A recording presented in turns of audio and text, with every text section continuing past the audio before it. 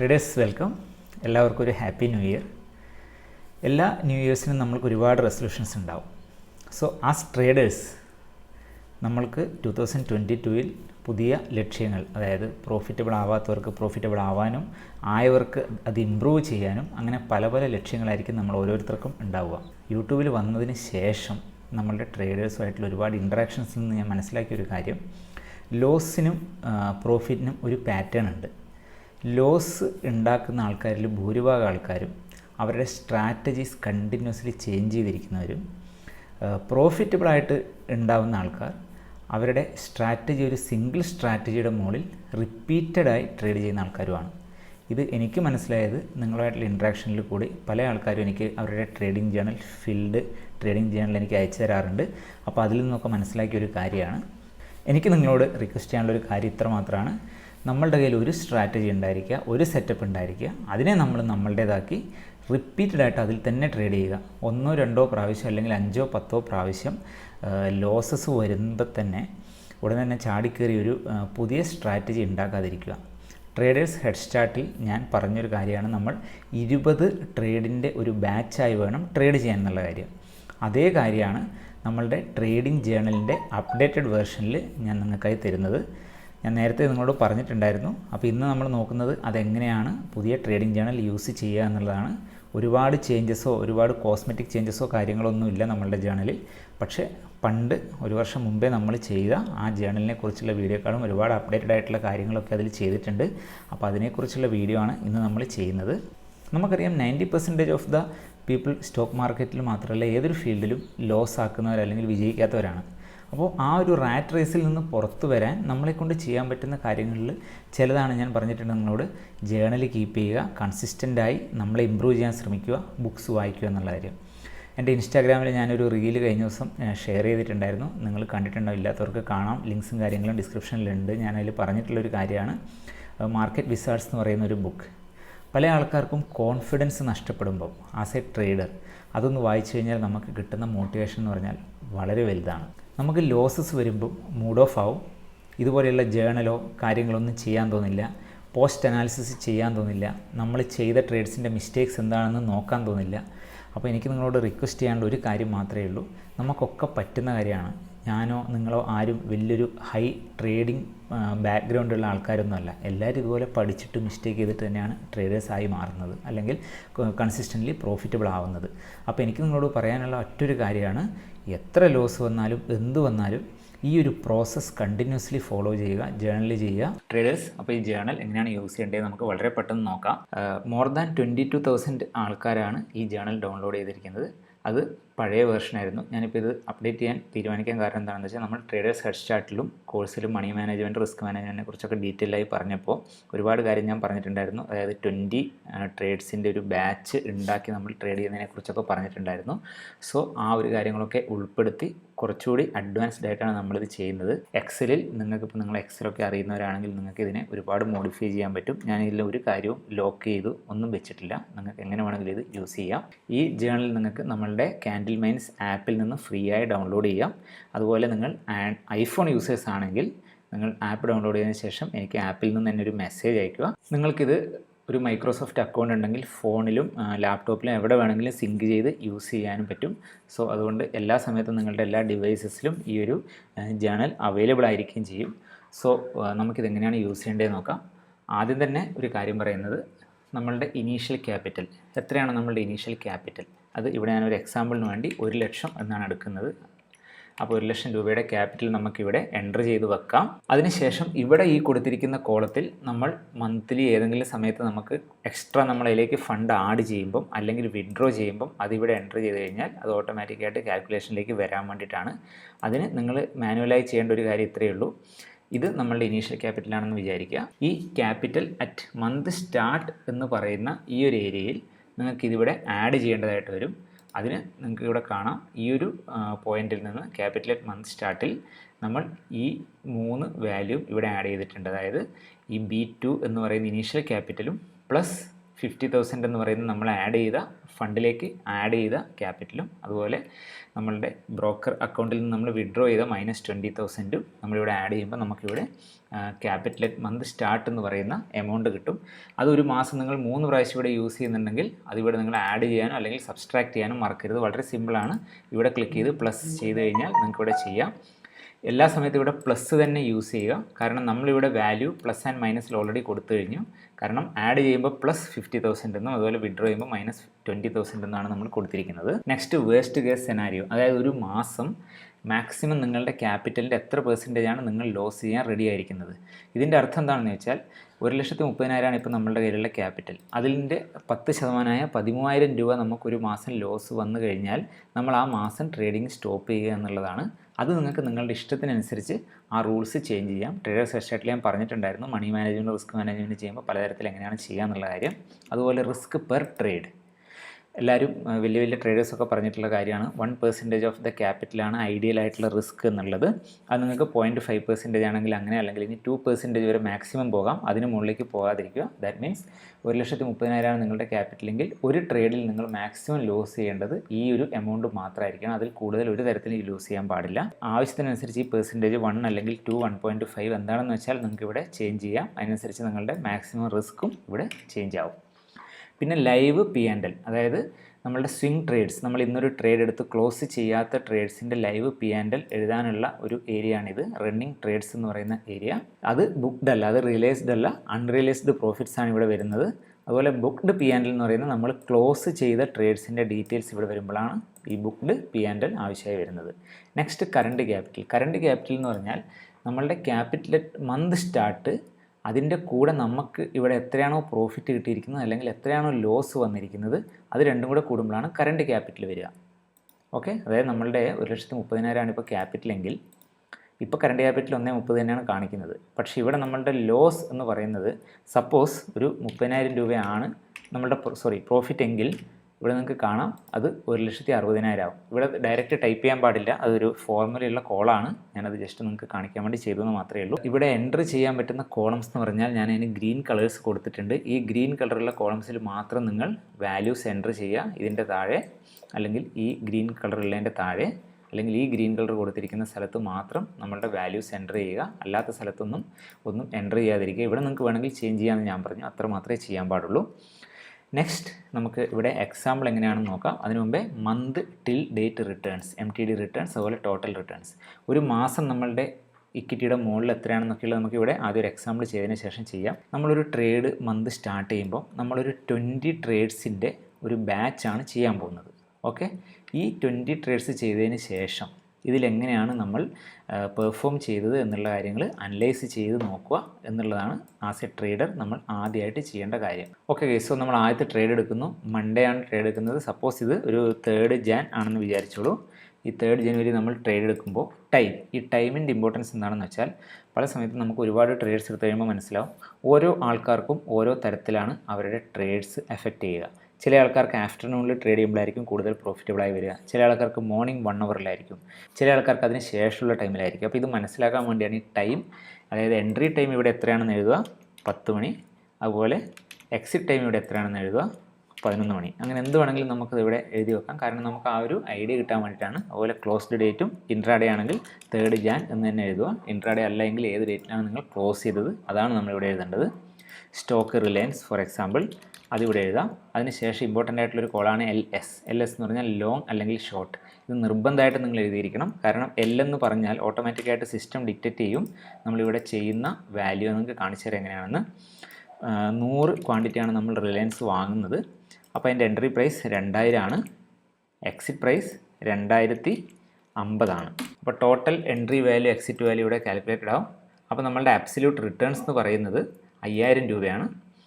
അപ്പോൾ ബ്രോക്കറേജ് എത്രയാണെന്നുള്ളത് നമ്മളിവിടെ എഴുതുക. കാരണം നമ്മുടെ ഫൈനൽ റിട്ടേൺ ആണ് മെയിൻ റിട്ടേൺ. കാരണം പല ആൾക്കാരും ഞാൻ കണ്ടിട്ടുണ്ട് ആബ്സല്യൂട്ട് റിട്ടേണിനെയാണ് എപ്പോഴും ഇമ്പോർട്ടൻസ് കൊടുക്കാറ്. പക്ഷേ നിങ്ങൾക്കറിയാം നമ്മുടെ ബ്രോക്കറേജ് എന്ന് പറയുന്നത് എപ്പോഴും വലിയൊരു എമൗണ്ടാണ്. അത് കാൽക്കുലേറ്റ് ചെയ്യാതിരുന്നു കഴിഞ്ഞാൽ ഒരു സമയം കഴിയുമ്പോൾ അതൊരു വലിയ എമൗണ്ടായി മാറും. നമുക്ക് തോന്നും നമ്മൾ പ്രോഫിറ്റിലാണെന്നുള്ളത്. പക്ഷേ ഈ ബ്രോക്കറേജ് കൊണ്ട് മാത്രം ചിലപ്പോൾ നമ്മൾ ലോസിലാവാനുള്ള ചാൻസസ് ഉണ്ട്. സോ ഇവിടെ ബ്രോക്കറേജ് ഫോർ എക്സാമ്പിൾ ഒരു 150 രൂപയാണ് ബ്രോക്കറേജ് എങ്കിൽ അത് എഴുതുക. സോ ഫൈനൽ റിട്ടേൺ 4750 എന്ന് വന്നു. പിന്നെയുള്ളത് ഇനീഷ്യൽ സ്റ്റോപ്പ് ലോസ്.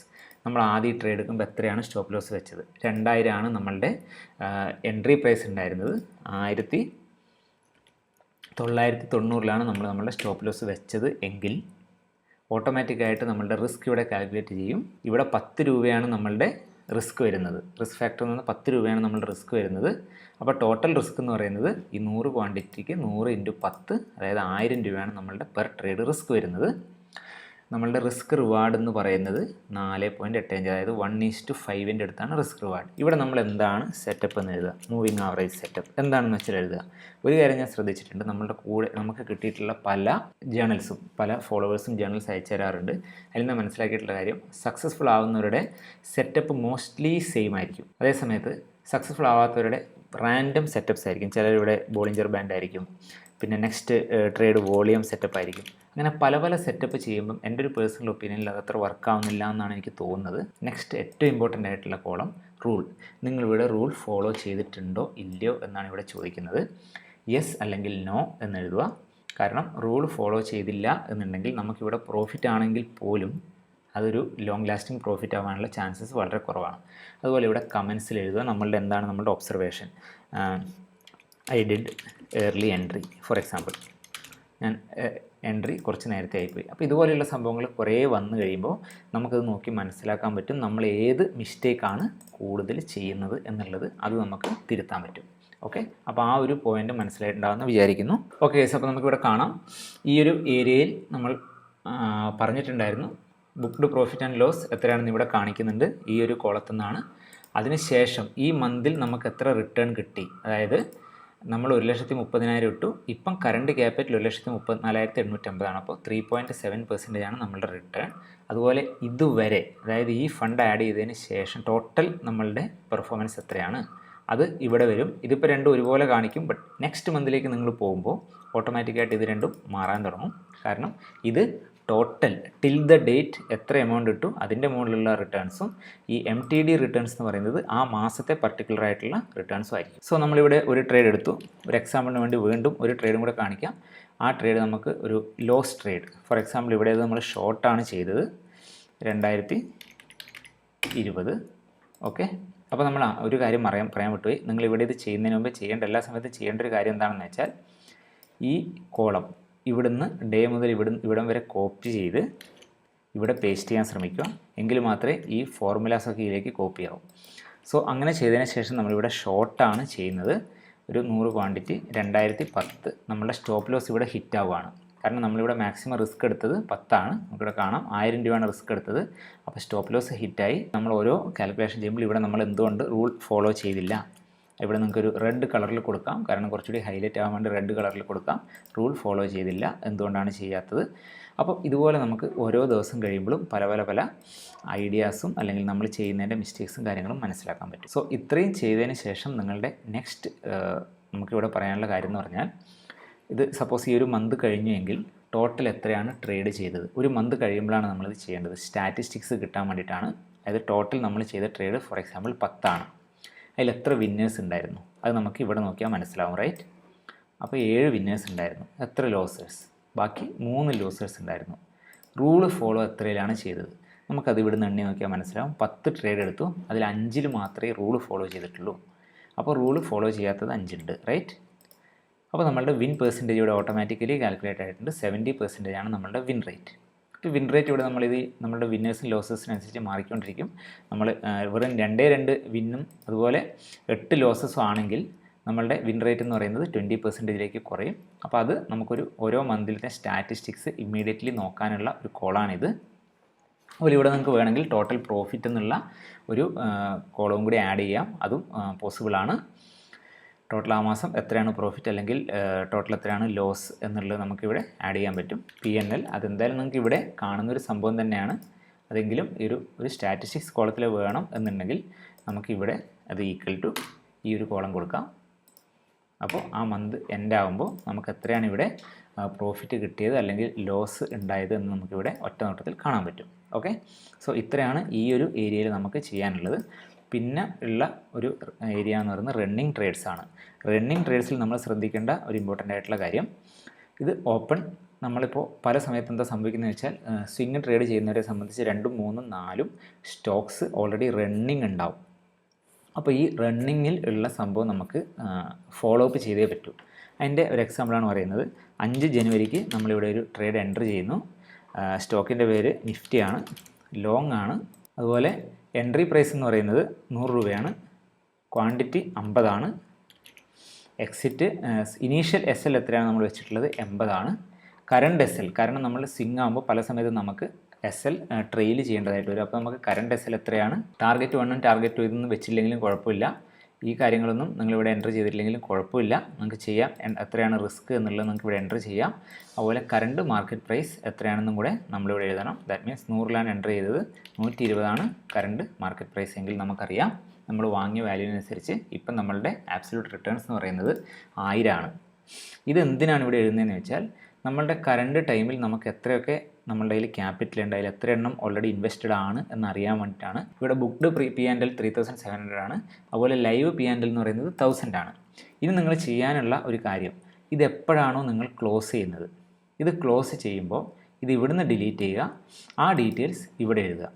അതായത് ഇവിടുന്ന് കംപ്ലീറ്റ്ലി ഈ സാധനങ്ങൾ ഡിലീറ്റ് ചെയ്യുക. ഡിലീറ്റ് ചെയ്യുമ്പോൾ ശ്രദ്ധിക്കുക, ഈ പച്ച കളർ കൊടുത്തെടുത്ത് മാത്രമേ ഡിലീറ്റ് ചെയ്യാൻ പാടുള്ളൂ. ആ ഡീറ്റെയിൽസ് നിങ്ങൾക്ക് ഇങ്ങോട്ട് പേസ്റ്റ് ചെയ്യാം. അങ്ങനെ പേസ്റ്റ് ചെയ്ത് കഴിഞ്ഞാൽ അതൊരു ക്ലോസ്ഡ് ട്രേഡായിട്ട് കണക്കാക്കും, ക്ലോസ് ആയതിനു ശേഷം. അതിൻ്റെ കൂടെ പറയാനുള്ളൊരു കാര്യം, ചിലപ്പോൾ ഒരുപാട് പൊസിഷൻസ് ഓപ്പൺ ഉള്ള ആൾക്കാരുണ്ടാവും. അങ്ങനെയുള്ളവർ ഇവിടെ ഇത് ചെയ്യുമ്പോൾ ഇങ്ങനെ കോപ്പി ചെയ്ത് അതിൻ്റെ അടിയിൽ പേസ്റ്റ് ചെയ്യാതിരിക്കുക. കാരണം ഇങ്ങനെ പേസ്റ്റ് ചെയ്ത് കഴിഞ്ഞാൽ നമുക്ക് ഇങ്ങോട്ടുള്ള ഗ്യാപ്പ് കുറഞ്ഞു പോകും. അതുകൊണ്ട് നിങ്ങൾക്ക് ചെയ്യാൻ പറ്റുന്ന ഏറ്റവും നല്ല കാര്യം എന്താണെന്ന് വെച്ചാൽ, ഇവിടുന്ന് ഈ ഒരു റോയിൽ റൈറ്റ് ക്ലിക്ക് ചെയ്യുക, കോപ്പി എന്ന് കൊടുക്കുക. അതിൻ്റെ താഴത്തെ റോയിൽ ക്ലിക്ക് ചെയ്തതിന് ശേഷം റൈറ്റ് ക്ലിക്ക് ചെയ്ത് വീണ്ടും ഇൻസേർട്ട് കോപ്പീഡ് സെൽസ് എന്ന് കൊടുക്കുക. അപ്പോൾ ഇവിടെ ഓട്ടോമാറ്റിക്കായിട്ട് ഇത് എല്ലാം കൂടെ താഴേക്ക് പോകും. അതുകൊണ്ട് നിങ്ങൾക്ക് ഇവിടെ ഫോർമുലയോ കാര്യങ്ങളൊന്നും മാറില്ല. നമ്മൾ പല സമയത്തും കോപ്പിയും പേസ്റ്റ് അവിടെ ഇവിടെയൊക്കെ ചെയ്ത് കഴിഞ്ഞാൽ ഫോർമുലയുടെ കോളങ്ങളും കാര്യങ്ങളും മാറിപ്പോവും. അതിൻ്റെ കൂടെ ഒരു ഫൈനൽ കാര്യം കൂടി പറയാം ട്രേഡേഴ്സ്. നമ്മൾ പറഞ്ഞു 20 ട്രേഡ്സിൻ്റെ ഓരോ സാമ്പിൾ സൈസിലാണ് നമ്മൾ ചെയ്യുക എന്നുള്ള കാര്യം. അങ്ങനെ 20 ട്രേഡ് ചെയ്തതിന് ശേഷം നമ്മളുടെ പെർഫോമൻസ് എന്താണെന്ന് അനലൈസ് ചെയ്യുക. ഈ അനാലിസിസാണ് നമ്മളെ നല്ലൊരു ട്രേഡറാക്കാൻ സഹായിക്കുക എന്നുള്ള കാര്യം ഓർക്കുക. സോ ഓരോ മന്ത് കഴിയുമ്പോഴും ഒരു 20 ട്രേഡ് കഴിഞ്ഞു, അതിനുശേഷം ഈ മന്ത് കഴിഞ്ഞ് നെക്സ്റ്റ് മന്തിലേക്ക് പോകുമ്പോൾ ഇവിടെ റൈറ്റ് ക്ലിക്ക് ചെയ്ത് മൂവ് ഓർ കോപ്പി എന്ന് കൊടുക്കുക. മൂവ് ടു എൻഡ്, അല്ലെങ്കിൽ ഇവിടെ എങ്ങനെയാണെന്ന് വെച്ചാൽ കുഴപ്പമില്ല, ക്രിയേറ്റ് എ കോപ്പി എന്ന് കൊടുത്തു കഴിഞ്ഞാൽ ഇതിൻ്റെ ഒരു പുതിയ കോപ്പി ഇവിടെ ക്രിയേറ്റഡ് ആവും. അതിനുശേഷം വീണ്ടും എല്ലാം ഡിലീറ്റ് ചെയ്തിട്ട് നിങ്ങൾക്ക് ആദ്യം മുതൽ ഇവിടുന്ന് ഇത് എൻ്റർ ചെയ്ത് തുടങ്ങാം. ഇത് മന്ത് വൈസ് ചെയ്യുന്നതിൻ്റെ ഒരു കാരണം എന്താണെന്ന് വെച്ചാൽ ഓരോ മാസവും നിങ്ങളുടെ പെർഫോമൻസ് എങ്ങനെയാണെന്ന് നമുക്ക് അനലൈസ് ചെയ്യാൻ പറ്റും. സോ ഇത് ചെയ്യുമ്പോൾ നെക്സ്റ്റ് മന്ത് നമ്മളിവിടെ എൻ്റർ ചെയ്യുന്ന സമയത്ത് ശ്രദ്ധിക്കേണ്ട കാര്യം, നമ്മൾ ഇവിടുന്ന് കറണ്ട് ക്യാപിറ്റൽ എത്രയാണോ അത് ഇവിടുന്ന് കോപ്പി ചെയ്യുക. അതിനുശേഷം ഇവിടെ പോയി ക്യാപിറ്റൽ മന്ത് സ്റ്റാർട്ട് എന്നുള്ളിടത്ത് പോയി റൈറ്റ് ക്ലിക്ക് ചെയ്ത് പേസ്റ്റ് സ്പെഷ്യൽ വാല്യൂസ് എന്ന് കൊടുക്കുക. കാരണം എന്താണെന്ന് വെച്ചാൽ നമ്മളിവിടെ ഇത് ഫോർമുലയാണ്, അപ്പോൾ ഡയറക്റ്റ് ഇവിടെ കൊണ്ട് കൊടുത്തു കഴിഞ്ഞാൽ ആ ഫോർമുലയാണ് ഇവിടെ പേസ്റ്റ് ആവുക. അപ്പോൾ നമ്മൾ വാല്യൂ ആണ് വേണ്ടത്. എന്തുകൊണ്ടാണ് നമുക്ക് ഈ കറണ്ട് ക്യാപിറ്റൽ ഇവിടെ വേണ്ടതെന്ന് വെച്ചാൽ, ഈ കറണ്ട് ക്യാപിറ്റലിൻ്റെ മുകളിലാണ് നമ്മളുടെ ഈ മാസത്തെ ട്രേഡ് വരിക. അപ്പോൾ ഈ കറണ്ട് ക്യാപിറ്റൽ ഇവിടെ നമ്മൾ ചെയ്തു. കറണ്ട് ക്യാപിറ്റലിൻ്റെ മുകളിൽ നിങ്ങൾക്കിനി പുതിയതായിട്ട് എന്തെങ്കിലും ആഡ് ചെയ്യാനുണ്ട്. അതായത് സപ്പോസ് ഫെബ്രുവരിയിൽ നിങ്ങളിവിടെ വീണ്ടും ഒരു -50,000 ചെയ്യുകയാണ് എന്നുണ്ടെങ്കിൽ അത് നിങ്ങൾ ഓർക്കേണ്ട ഒരു കാര്യം, ഇവിടെ പോയതിന് ശേഷം ഇവിടെ പ്ലസ് എന്ന് കൊടുക്കുക. അപ്പോൾ അതിൻ്റെ കൂടെ ഇവിടെ ആദ്യം ഒരു ഈക്വൽ ഇടണം, എന്നാൽ മാത്രമേ ഇത് കാൽക്കുലേറ്റഡ് ആവും.